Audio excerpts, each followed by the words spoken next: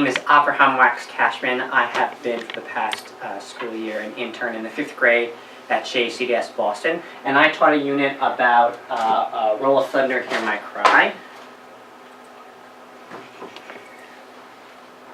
Roll of Thunder, Hear My Cry is an historical fiction novel based in the South during the 1930s, and it really mainly focuses on historical fiction and race relations and so on and so forth. So like I was saying before, historical fiction and racial persecution were my big ideas. They clearly, there's a great deal of overlap. It wasn't sort of historical fiction's relationship with racial persecution, but more on the side of how this historical piece or this historical novel showed racial persecution during this particular era. Most of my enduring understandings had to do very much with sort of understanding the history of the novel. We really didn't want to focus on the novel just being in a vacuum and not related to anything and not living in the fantastical, but really have to do with real life events and real life scenarios to give the students better understanding what was going on in the novel, as their schema, we would learn, was sort of very, very at a low level when it came to sort of pre-civil rights American history. These are our essential questions. Again, a lot of them have to do with sort of the historical component of the novel. This middle one, how does the past impact our lives today? Not only was extremely relatable to this particular unit, but it's one of our essential questions in our classroom. We have a giant banner and then we hang it and we bring back all of our different components to it, whether it be history of China or Greece to literary components. Civil rights, this particular novel. So that's what kept coming back, and sort of we learned about how this past the characters in the novel impacted their lives, and then of course how the historical components of the novel impacted our lives today. So the developed standards that I was thinking of when I first came in was this first one, which is creating an emotionally safe culture of learning that promotes intellectual risk-taking. That's sort of always been on my mind of how to create safe space, and I sort of really came into it thinking, what do I have to do with this unit to sort of allow students to make that risk or take that risk? It was really the second one that sort of came out in the middle of the unit and sort of made me change the second half of my unit, which was encouraging democratic processes and habits. And what was really wonderful and what sort of blew my mind and made me change the second half was how promoting this, the second standard, helped create the first standard for my students. I think that there was always the safe space, but by changing the sort of the person who was deciding what they talked about and discussed about from the teacher and the instructor to the students, that really helped them decide that they were willing to be peer-to-peer learners and take risks and talk to each other, which was really kind of wonderful. For integration, we looked at the novel through two lenses. A smaller lens, to be fair, was of Jewish values, and we looked at things everywhere from Talmudic concepts to 17th and 18th century philosophers about the responsibility of a Jew to help a person in danger, regardless of the sort of putting themselves in harm's way or what is their responsibility. And we wanted to look at how the different characters in the novel actions could be maybe explained or can relate to that of these particular Jewish philosophies and Jewish values. The main component, as I mentioned several times, is historical background. The novel is so deep and so rich in 1930s Jim Crow America that to really understand what was going on, we really needed to look at the historical components and the historical truth that happened from start to finish in the novel, and how all the characters and their interactions between black and black or black and white or whatever was all through this historical lens.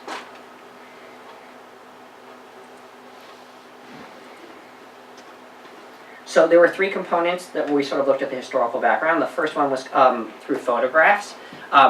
We talked about one of the reasons that we read historical fiction instead of just history or just fiction is that historical fiction can give us sort of the emotional side for young students, as well as giving you sort of factual information, and photographs sort of do the same thing.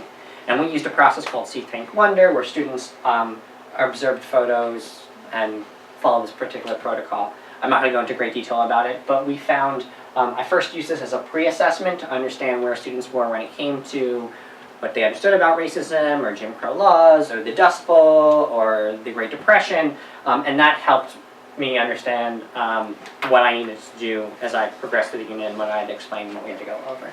And we brought back the photographs several times. The next component was a digital worksheet. Students, basically they received a digital worksheet online and they had prescribed websites that they went to, and they filled in these these questions and about historical parts in the novel that came out from the very beginning, sharecropping, Jim Crow laws, Great Depression. And what happened was that they were able, even though they were looking at the same sites, they sort of gave me different answers, and I could see, and I could look at what they were writing and decide whether or not they were meeting understanding or approaching understanding, and regardless of whether or not, it wasn't, even though it seemed like yes or no or closed-ended questions, they ended up being quite open, which was actually quite nice to see what students sort of like held on to, or what sort of when they were reading, what jumped out at them as being causes of these things or the truths about these things.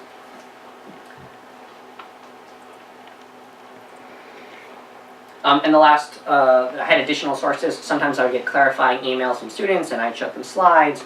We did a whole bunch of sort of small videos about certain components that were part of the plot but not central to the plot. And then lastly, this unit was taught simultaneously with a facing history unit about civil rights.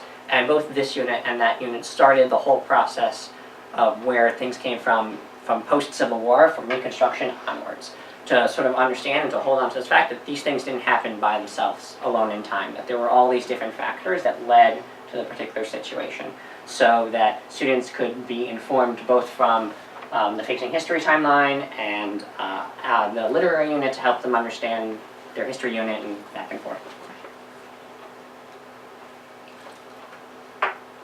For Jewish values, we looked at, like I said before, sort of these three central different ideas of what is the Jewish value on dealing with other people in danger. And then we talked about how certain characters in the book had begun to sort of put themselves in harm's way, whether it be physical danger or economic danger, and how can we start to see ourselves in certain situations that are similar.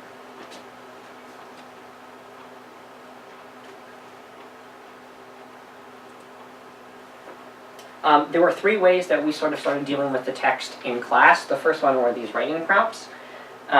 Basically, we would project questions onto the board, and students would be given a good chunk of time to write in the reader's responses, and then they would discuss them in small groups.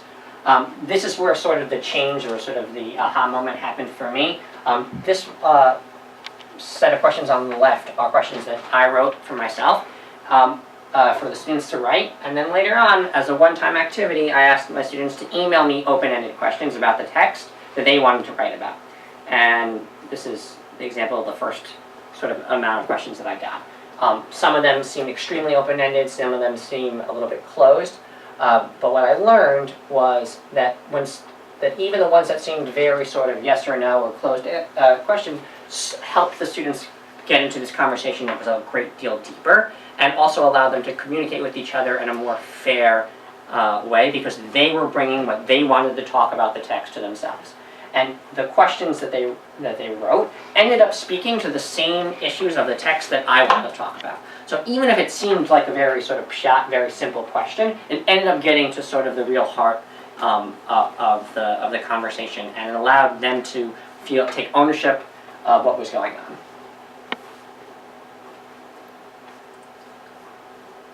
This is a list of talk moves that my students use during small group discussion. Each one of these belongs to a skill that we have actively gone over in class, both before this unit and mainly during this unit. Later on in the video you might hear a bunch of these, but this sort of helped with sort of the democratic process of giving them people access and allowing them to communicate with each other. On the last day, I had them fill in open-ended questions on a Google Doc and in their small groups, and then students responded to each other's questions just in their small group. And they were able to get it to them a few days earlier so that their fellow mates could talk about it and think about it for several days before they had this official conversation. I am going to show you a small clip of a small group conversation that originally was extremely not democratic, and then this is sort of later on.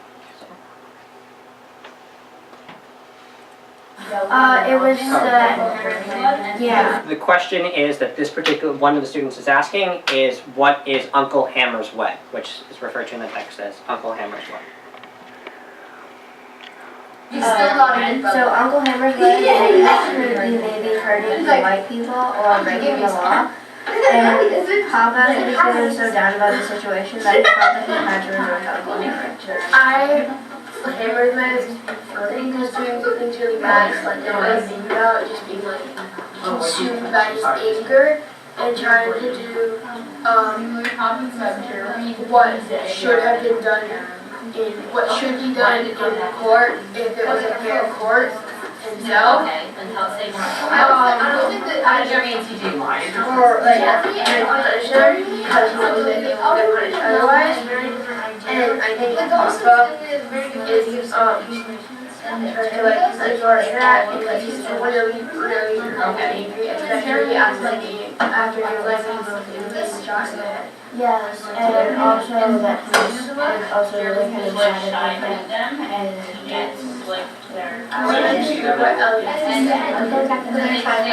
Jesse, what do you mean by he thinks he should do stuff in court? I meant like if he's really mad at the white people for doing things that are against the law sometimes, but he knows that no one else will punish them because they're white people. So he wants to punish them himself. As in what Jesse said, they also can't really do anything about it in court anyways because they're like probably just going to end up getting themselves in jail for what is reported. Yes, and also at reason 4, I think that he feels like Papa feels like it's really not fair that, and when I was actually trying to sound like Uncle Hammer, it's like that he is like starting to see the world as a place where he has to go and fight instead of just do it the way that he always does it. That reminds me. Like Uncle Hammer is just the opposite elementary that Martin Luther King. Yeah, I think it's no one said like everything like teaching your family whatever Uncle Hammer, and it's because Uncle Hammer would just barge in and do just let his anger do anything to make him feel better about it, which includes breaking someone's back. Asking one of my questions, what did you say about what Uncle Hammer was doing was because I felt like this Martin Luther King was right. Where did you see that in the text? No, not the Martin Luther King. The part after that. It was like, you said, like, he barges in. Yeah. I'm going to stop a little early just because we're short on time.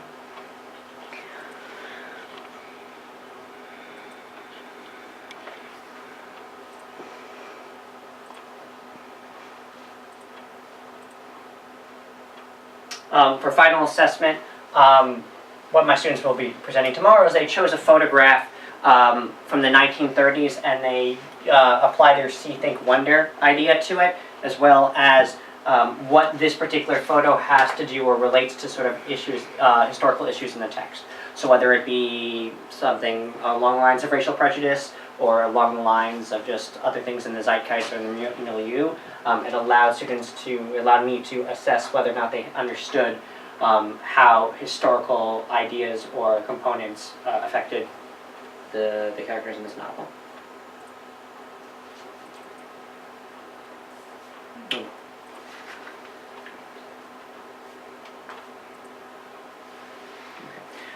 So for challenges 2, grabbing the light. Oh, sorry. Wait. Yeah, that's fine. Content knowledge and formative assessment really came into play, especially for my nonverbal learners, because there was so much processing time, or especially for my students that needed processing time, I should say. Because writing happened at the beginning of each lesson and then became small discussion and full group discussion, it was really sort of my nonverbal learners were heard, especially if they needed a lot of time to sort of think about it. So I didn't have any real hard copy way to assess whether or not they understood what was going on. And for the most part, it wasn't a problem, but there were some worst case scenarios. Like a student after 4 chapters thought one of the main characters, which was a young African American boy, was a white girl, and so that was really problematic. Exactly, and because of that, it took me 4 chapters to sort of realize that. I think there were definitely things in place that helped me understand content knowledge and to assess whether or not I had content knowledge in the beginning and the end of the units, but not so much in the middle. And I think that's what really sort of hurt my assessment of their content knowledge.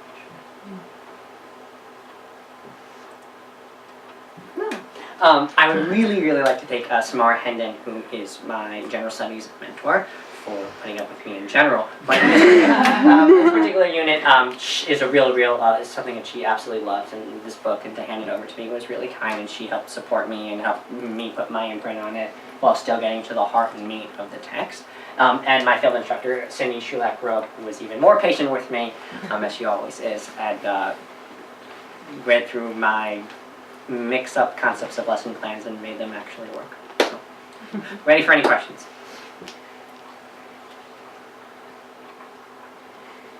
Yes. So I think you did a wonderful job. And I wish I was in your class to learn all of this, because it really I feel like I actually want to go and read this book, but I've not read it in my childhood. I was impressed with the areas that you spoke about and where you specifically changed, how you were going to teach the lesson, whether that be about your enduring understandings or specific examples. Mm-hmm. And the example that I wanted to know more about is when you said about the open-ended questions. Oh, How absolutely. you used to provide it, and now they did. How did you decide to make that switch? Absolutely. So I think that one of the things that we focused a great deal on the beginning parts of the unit when it came to prompts was to always have close-ended questions for content knowledge, so that I could understand or could see if students understood something. I'd make them say, you have to answer 1 and 2, and then you can choose 3, 4, or 5, which were more open-ended. And then I decided, you know what, I just want to see what will happen if I give them open-ended questions. And I got sort of a list of them and from the first draft, and at first I thought, some of these seemed closed, right? And then I realized after I saw their small group and then full group discussions that students speak on a developmentally appropriate level way more than teachers do. So when they're asking what seems like a simple question to each other, they understand each other and start to speak on something much more broader. So even if it's something for some small detail of the book, like what is Uncle Hammer's way, which is just that Uncle Hammer is thin-skinned, prone to violence, ready to action, they end up having a very long conversation about the different approaches to deal with prejudice and civil rights. So whether you do nonviolence or versus non-nonviolence. So that, when I saw that happen, I just said, I'm going to stop it. And I saw that the way they got to talk about what they wanted to talk about. And that's sort of like, oh, I really have this great question and I'm struggling with that. That's why I want to talk to my peers about. That empowered them and empowered peers. To say my friend or my peer wants to come talk to me about this because they're not sure what's going on. Can I piggyback off that? What I love about that is how authentic it is, because ultimately when we read literature, what is the real life implication? I guess a book group.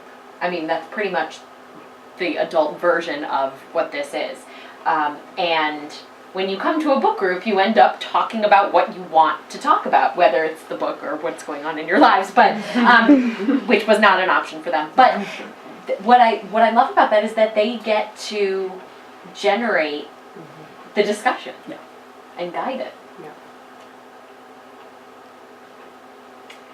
The discussion moves that you had the list of discussion moves, and it made me curious how you actually used them. Like, how did they practice them? How did you introduce them to them so that they became part of their language. Remember when I told you to come to my inquiry project? Is that what it's on? That- yeah. Oh, excellent. So I didn't go into this in great detail, but I've been doing a lot of work on discussion. More about what I refer to as open discussion, which is full class student-led, not teacher-led. And I use small group as a way to practice a particular talk move, but every couple weeks, every week, I would introduce either, like I do I'd model bad behavior and have students sort of address what I'd done and what we could do to fix it. I had particular types of lessons where students were only allowed to use certain talk moves or had to, under certain restrictions for them to practice that particular thing. And then we talked about why we would use that. So like the concept of 5-second delay, just to allow students wait time and processing time and not jumping into each other's thoughts. That was, I told students they had to, that you had to, like for their small group. And that was hopefully, or hopes to, translate into full discussion. So that even without a teacher's presence and 13 kids or 26 kids, they can still talk to each other in a helpful and educational way. That was shown in your video. I don't remember what the young boy said. He asked the other boy a question about, why he thought where he got his evidence or something. Yeah, what did you mean by? Yeah, what did you mean by, which Right. was, so did you taught them specifically that kind of link? Well, I lingo? mean, first of all, I can't say that with Andrew in the room. Mhm. When it comes to concepts of clarifying questions and where do you see that in the text, that's across the board introduced in 5th grade in Tamar. That has sort of ramped itself up, and it actually, this particular small group and their split in general really does like using text evidence. So if I only showed you about 5 minutes of 20 minutes of their small group discussion, most of it, the rest of it is them reading to each other, the different parts of evidence, to the point where we need to introduce a different talk move because people had so much text evidence that it was getting kind of chaotic, so we needed to deal with that. And that was one of the, from going back to another questions, one of the reasons I decided on what moves to make was based on what I was seeing being working and not working. If something was working, I didn't address it. So, I have a question. I had an answer. Good. I have more questions than answers. One of my questions was around, I have 2 questions. One is, did you have any kids of color in your class? No. And, Of color? yeah, like African American or No. Hispanic? No. And then my next question, then I have a third, is would you have done anything differently if you did? For this particular unit, Mhm. I would not have. Okay, so then my third question is, did you let parents know what you were dealing with? Did you let them know you'd be showing images of the Ku Klux Klan and burning and all of those kind of things? Because those are very intense images, and I'm just wondering how much you talked about those images or let parents know what you were showing. Absolutely. I'm going to respond to that with a sort of a short allegory. We got an email early this week after this particular assignment was handed out, where a student found a black and white image of a lynching of 2 African American people, and they really wanted to use that because of sort of they found an emotional connection to it, and it really spoke to what they wanted to do. And the parent emailed us first to make sure that it was appropriate, and then to talk to us about why it was really wonderful that we were not hiding behind sort of these particular issues. This coupled with the Facing History unit about Little Rock in the 50s, we have not hid anything. It's been really raw, including abusive language, inappropriate language for a school classroom, but whether it be racial slurs or swear words in general, we have not, or physical violence, video physical violence, that's not something we've backed away from. So I think that, and the way that we've been trying to show it is it's many-sided, that the whole issue was many-sided, not sort of like there's a right way, there were winners and losers, or they're good guys or bad guys, just because that's how Facing History and this sort of turn out. And this particular novel, I think that it always explores race relations on not all white people are bad and not all, black people are good. Right. So, Wow. yeah, I've gotten a bunch of assignments already, and I've gotten KKK pictures, lynchings, some are just, dust bowls or abandoned farms, but across the board. But yeah, we do tell the parents about a little bit about what's coming, but yeah, no sugarcoating. Cool. So, I think to give you time to finish your paper and let's just get your thoughts.